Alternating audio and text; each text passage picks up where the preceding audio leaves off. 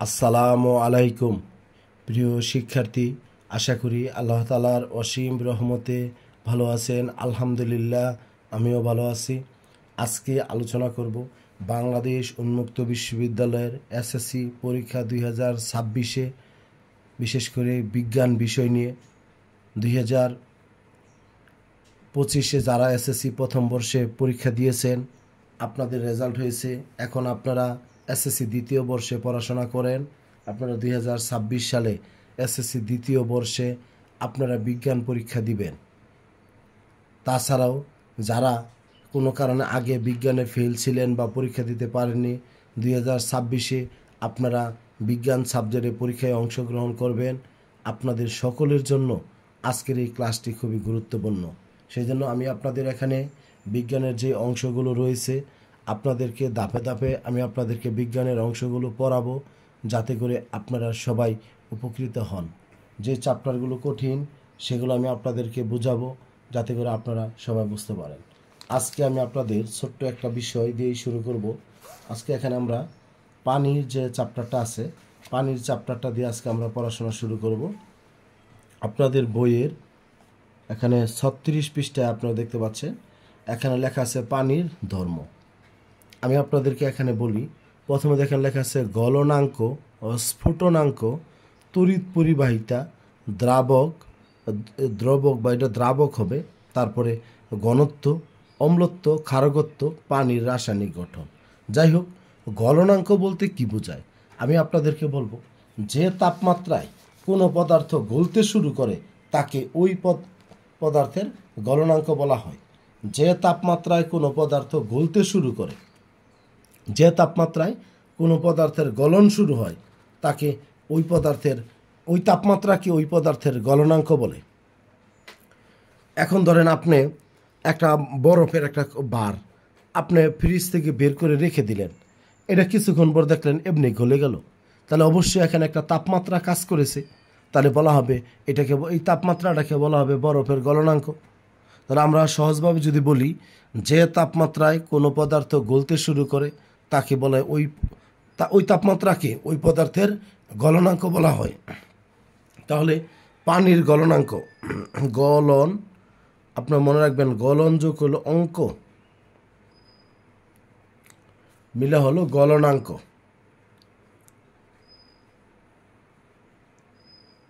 গলনাঙ্ক, পানির গলনাঙ্ক 0 degree Celsius. পানির না তো, মূলত এটা বরফের। আমরা যদি বরফ মানে বাহিরের আবহাওয়াতে বা তাপমাত্রায় যদি রেখে দেই, এটা মুহূর্তের মধ্যে এটা গলে যাবে। এখানে কোনো তাপমাত্রা থাকুক বা না থাকুক, শুধু আমরা যদি ফ্রিজ থেকে বের করে রেখে দিই, কিছুক্ষণ পরে এমনিতে গলে যাবে।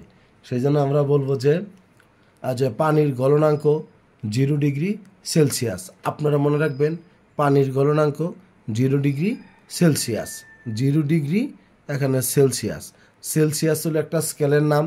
বিজ্ঞানী সেলসিয়াসের স্কেলটি আবিষ্কার করেছেন, এই জন্য একে সেলসিয়াস স্কেল বলা হবে। এরপরে 2 নম্বরে স্ফুটনাঙ্ক। স্ফুটনাঙ্ক কি বলেছি বলেন? স্ফুটনাঙ্ক, যে তাপমাত্রায় কোনো পদার্থ ফুটতে শুরু করে, যেমন আমি আপনাদের দু একটা উদাহরণ দেওয়ার চেষ্টা করি।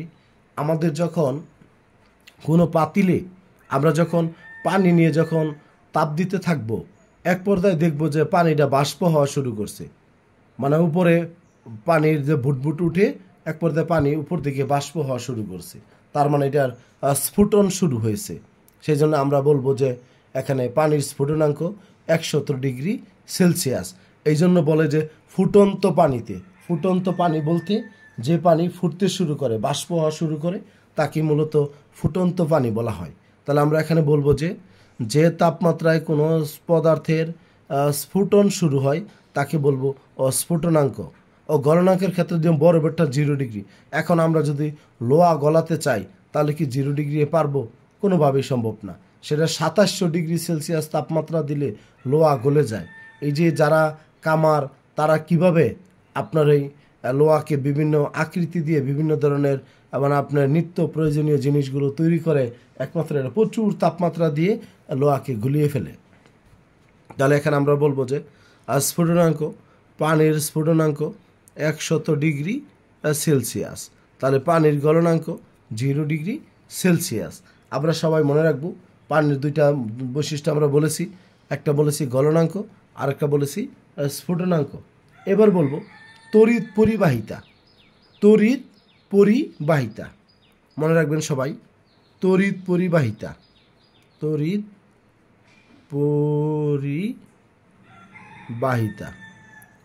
তড়িৎ পরিবাহিতা। আসলে পানি, বিশুদ্ধ পানি তড়িৎ পরিবহন করে না, আয়নযুক্ত পানি তড়িৎ পরিবহন করে। শুনতে পাচ্ছেন? মানে বিশুদ্ধ পানিটা তড়িৎ পরিবহন করে না। যে পানির মধ্যে আয়নযুক্ত থাকে সেই পানিটাই মূলত তড়িৎ পরিবহন করে। আমাদের খাবার পানির মধ্যে কোনো মানে আয়ন থাকে না, সেই জন্য খাবার পানি আপনার বিশুদ্ধ পানি, এই বিশুদ্ধ পানি তড়িৎ পরিবহন করে না। যে পানির মধ্যে আয়নযুক্ত থাকে, যে মাটি গড়ালে আপনার আয়নযুক্ত হয়ে যায়, সেই কারণে নদী নালা খাল বিলের পানির মধ্যে তড়িৎ পরিবহন করে। আমাদের বাসা বাড়িতে আমরা যে পানি আমরা খাই, সেই পানির মধ্যে যদি বিদ্যুতের তার যদি আপনি মানে ডুবিয়ে রাখেন, সেই পানিটা কখনো কারেন্ট হবে না, কারণ এই পানির মধ্যে দিয়ে তড়িৎ পরিবহন করে না। কিন্তু এই পানিটাই যদি আবার আপনি দেখেছে যে মাটির মধ্যে আপনি ঢেলে দিলেন, পরে যদি বিদ্যুতের তার যদি আপনি সেখানে রাখেন, তাহলে অবশ্যই ওই পানিটা কারেন্ট হয়ে যাবে। সেই জন্য আমরা বলবো যে বিশুদ্ধ পানি সাধারণত তড়িৎ পরিবহন করে না, তবে আয়নিক পানি, যে পানির মধ্যে আয়নযুক্ত থাকে সেই পানিটা অবশ্যই বিদ্যুৎ পরিবহন করে। এবার আসেন আমরা যে একটা গুরুত্বপূর্ণ বিষয় বলবো, দ্রাবক।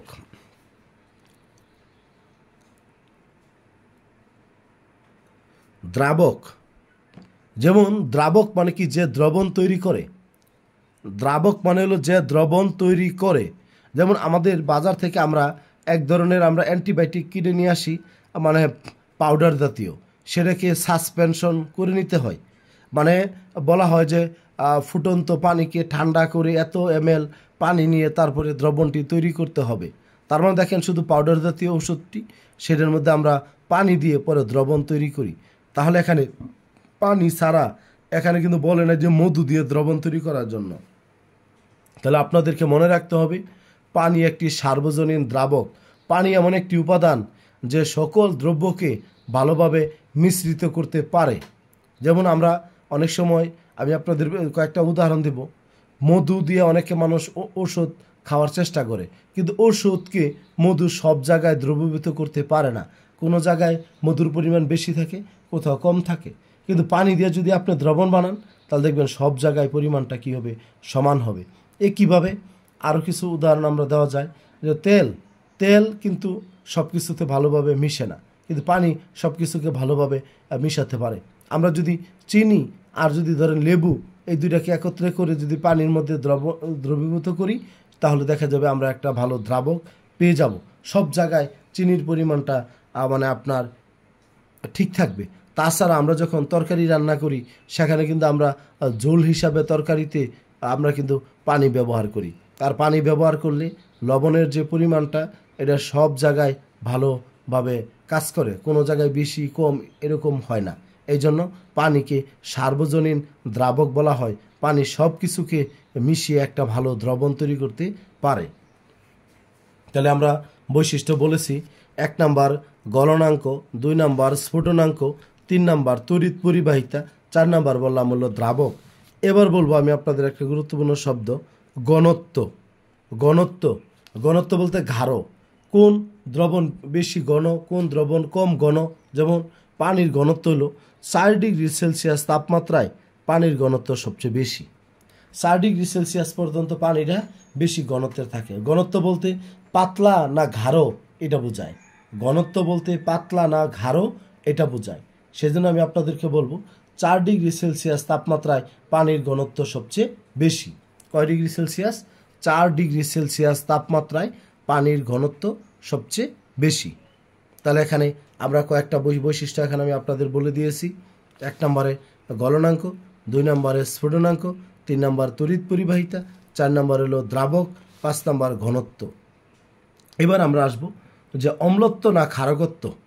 অম্লত্ব, অম্ল, এটা একটা গুরুত্বপূর্ণ বিষয় আছে, অম্ল ও ক্ষারকত্ব।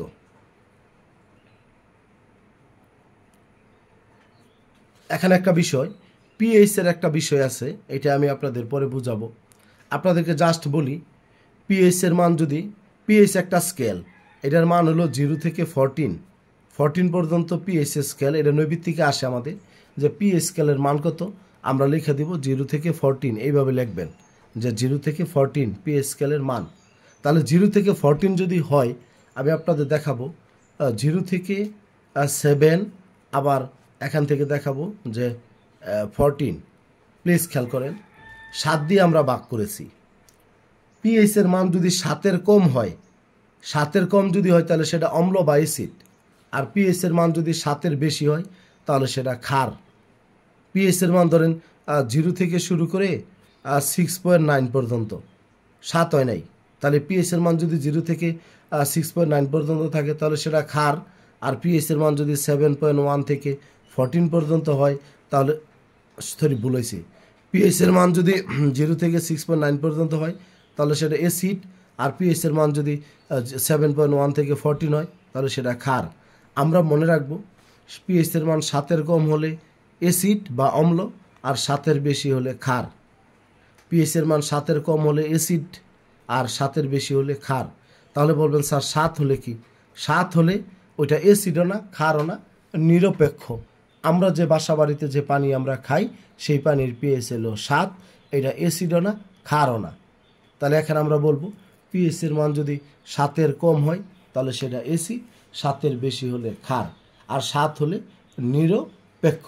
তাহলে দেখেন শিক্ষার্থী, আজকে আমরা যে তথ্যগুলো আমি আপনাদের এখানে বোঝানোর চেষ্টা করেছি সবগুলো আমি আপনাদের মিলিয়ে দিব, যাতে আপনারা সবাই কাজগুলো করে নিতে পারেন। দেখেন, আমরা জানি শীতল অবস্থায় পানি কঠিন বরফ হিসেবে থাকে। প্রমাণ চাপে 0 ডিগ্রি সেলসিয়াস তাপমাত্রায় পানি গলে যায়। পানি গলনাঙ্ক 0 ডিগ্রি সেলসিয়াস, এটা বলেছি। স্ফুটনাঙ্ক, প্রমাণ চাপ বলতে একটা লিমিট থাকতে হবে।